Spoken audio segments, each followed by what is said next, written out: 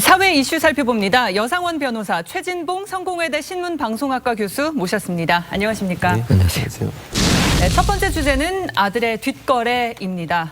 경남 진주에서 발생한 존속 살해 사건의 현장 검증이 오늘 진행이 됐는데요. 친구를 시켜서 60대 어머니를 살해한 혐의를 받는 이 30대 남성과 그 친구가 경찰에 구속됐습니다. 이 어머니를 살해한 친구가 당시 상황을 재연했는데 화면으로 보시죠. 안타까운 소식 들으니까 마음이 어떠세요? 너무 안 되지. 무섭다. 아직까지 젊는데 나가 몇 살인데? 63살. 또 몇 살 안 됐어? 근데 아들이 그래 나가 몇 살인가? 나는 진짜 정말로 그런 아이. 설마 그런 건 뉴스에 나오는 이야기지. 이런 데서 일 끝나시거든. 이곳에서 나니까 너무 겁나요. 이게 진짜 그런 아이다. 진짜 다시 아무리 자식이 그 해도 그걸 넘을 시갖고 그랬다. A가 경제적인 어려움 때문에 B에게 부탁을 한 것으로 판단하고 있습니다. 그 A가 B를 찾아가서 어머니 때문에 힘들다라고 애로사항을 얘기했고 범행 방법을 어떻게 할 것인지 모의를 하다가 12월 중순경에 B를 찾아가서 다시 강도로 위장해서 살해를 해달라라고 부탁했고 범행 후에 세 차례에 걸쳐서 A가 B에게 1,200만 원을 송금해. 네, 아직 경찰의 수사가 진행 중인 상황인데 교수님, 이 예. 친구가 예. 친구의 어머니를 살해한 이유가 뭐라고 하나요? 친구는 뭐라고 얘기하고 있냐면 예. 자기 그러니까 사망하신 분의 아들이 네. 본인한테 부탁을 했다는 거예요. 나 어머니를 좀 살해해달라고 부탁을 했다고 지금 얘기를 하고 있는 상황이고요. 네. 이제 반대로 아들은 사망하신 분의 아들은 자기는 그런 적이 없다고 지금 부인하고 있는 상황입니다. 예. 그런데 경찰의 조사 아까도 발표도 보셨지만 1,200만 원의 돈이 건너간 게 확인이 됐고요. 또 하나는 거짓말 탐지 검사를 했는데 그 지금 본인이 관여하지 않았다고 얘기하는 사망자의 아들이 거짓말 탐지기에서 거짓 반응이 나왔어요. 그러니까 결국 이제 거짓말일 가능성이 높잖아요. 물론 이게 무슨 뭐 재판에 영향을 미치는 요소는 아니지만 예. 수사 과정에서는 엄청난 압박이 된다고 봐요. 저는 당신 지금 거짓말 탐지기 했는데 거짓으로 나왔지 않냐 얘기하면 본인 압박이 되지 않겠습니까? 그런 상황이고 이제 아마 이 경찰의 발표에 따르면 돈을 노리고서 네. 어머니가 갖고 있는 재산을 본인이 가지고 싶은 그런 욕구 때문에 결국 친구를 이용해서 어머니를 살해하고 본인은 예. 지금 관계하지 않았다고 발뺌을 하고 있는 상황이다. 이렇게 정리할 수 있겠습니다. 예, 변호사님 지금 혐의를 전면 부인하고 있는데 교수님이 말씀해 주신 것처럼 이런 증거들 충분히 그 혐의를 입증할 수 있는 건가요? 물론 아들이 지금 부인하고 있으니까 그렇지만 지금 세 가지 점에서 네. 아들이 오히려 자기가 관계없음을 밝혀내야 될 게 있는 게 예? 1,200만 원을 친구한테 보내줬거든요.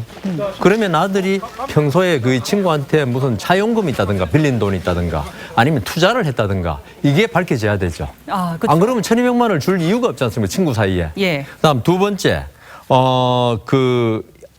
이 친구가 집에 비밀번호를 알았어요. 그 문의 비밀번호를. 그럼 누가 알려줬냐 이거죠. 그렇기 때문에 그럼 아들이 알려줬다. 왜 네. 알려줬을까 이게? 이걸 갖다가 밝혀내야 되고요.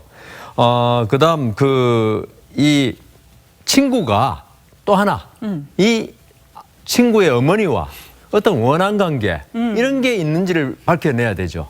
예. 아무 관계 없다면 그 친구 어머니를 살해할 이유가 없는 거죠.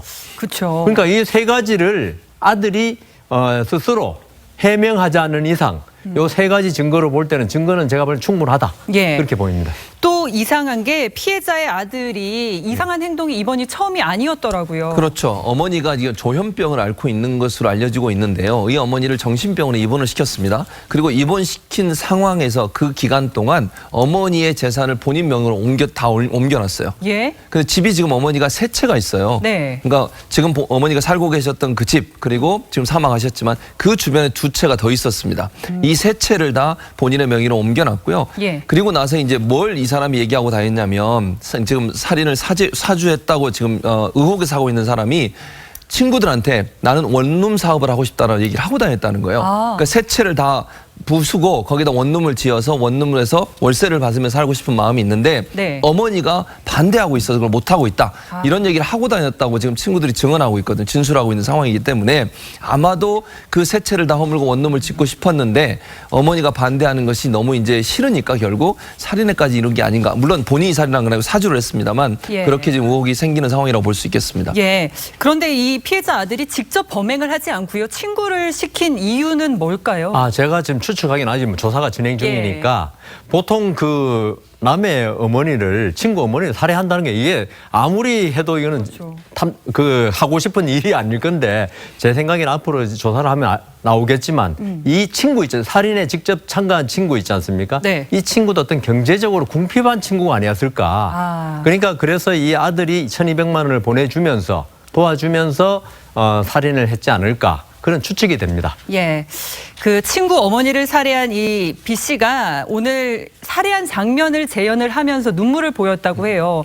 그렇게 무참히 살해를 했으면서 또 눈물은 어떤 의미입니까? 제 생각엔 이런 것 같아요. 그러니까 자기 친구의 부탁을 받고 돈 1,200만 원을 받았다는 거 아니에요. 그게 만약에 본인이 사주한 게 맞다고 하면 친구 입장에서는 그게 얼마나 후회스럽겠습니까?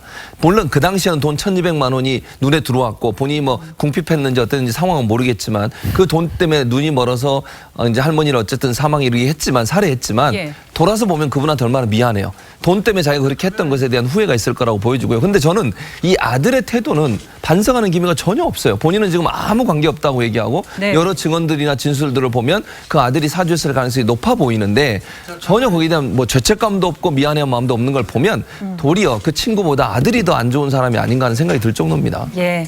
변호사님 지금 피해자의 아들 과 또 사주받은 친구 처벌은 어떻게 받을 수 있을까요? 예, 뭐 지금 최진봉 교수님께서 아들이 참 나쁜 사람이라 그랬는데 그렇지 않다 하더라도 아들은 존속 살인죄가 적용돼서 사형 또는 무기징역입니다. 그렇지만 그 친구, 직접 살인한 친구는 단순 살인죄라 그래서 사형 무기징역 또는 5년 이상의 징역이 처해지기 때문에 두 사람 사이에 아마 형의 차이가 있을 겁니다. 예, 알겠습니다.